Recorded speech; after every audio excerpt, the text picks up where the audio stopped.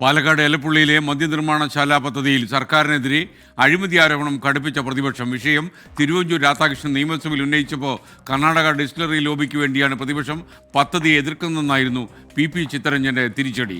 സഭയിൽ അടിയന്തര പ്രമേയം കൊണ്ടുവരാത്തത് അഴിമതി ആരോപണത്തിൽ നിന്ന് പ്രതിപക്ഷം പിൻവാങ്ങിയതുകൊണ്ടാണെന്ന് എക്സൈസ് വകുപ്പ് മന്ത്രി എം പി രാജേഷും പ്രതികരിച്ചു.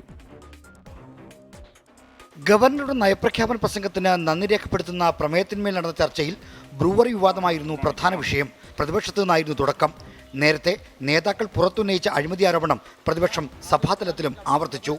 1979 നിങ്ങൾ അന്നത്തെ ഗവൺമെന്റ് ശ്രീ പിണറായി വിജയനും ആ ഗവൺമെന്റിലുണ്ട്. അന്ന് നിങ്ങൾ പറഞ്ഞതെന്താണ്?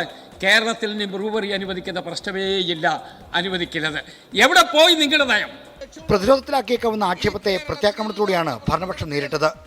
ഞങ്ങൾ എന്താ പറഞ്ഞത്? ഞങ്ങളുടെ പ്രകടനപത്രത്തിൽ പറഞ്ഞിട്ടുണ്ട്, ഞങ്ങൾ മദ്യവർജനത്തെക്കുറിച്ചാണ്, അതിനുവേണ്ടി നല്ല അവബോധം തന്നെ വളർത്താനുള്ള പ്രവർത്തനം എടുക്കുന്നുണ്ട്. എന്താ ഞങ്ങൾ പറഞ്ഞിട്ടുണ്ട്?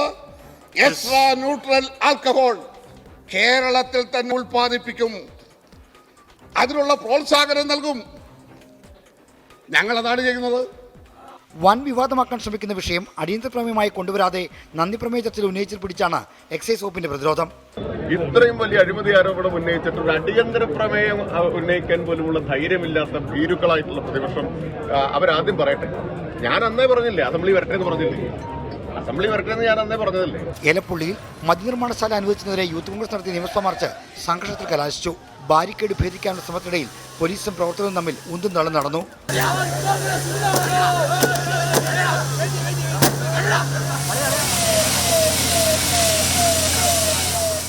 തിരുവനന്തപുരം. എന്തായാലും വരും ദിവസങ്ങളിലും ബ്രൂവറി കത്തി പടരുമെന്നാണ് തോന്നുന്നത്. കാര്യം മദ്യം ഉപയോഗിക്കാതെ തന്നെ മദ്യപിക്കാത്ത ആളുകൾക്ക് വേണ്ടി നിലകൊള്ളുന്നു എന്ന് പറയുന്നവർ തന്നെ മദ്യത്തെ പ്രോത്സാഹിപ്പിക്കുന്ന മറ്റൊരു ഉദാഹരണം. എന്തായാലും പാലക്കാട്ട് ഏറ്റവും വലിയ പ്രശ്നം അവിടെ കുടിവെള്ളക്ഷാമം കൂടുതലാകുമോ എന്നുള്ളത് തന്നെയാണ്. ഇതൊക്കെ ഈ ആശങ്കകളൊക്കെ പരിഹരിച്ചിട്ട് ബ്രൂവറിയുമായി മുന്നോട്ട് പോകുന്നെങ്കിൽ കുഴപ്പമില്ല.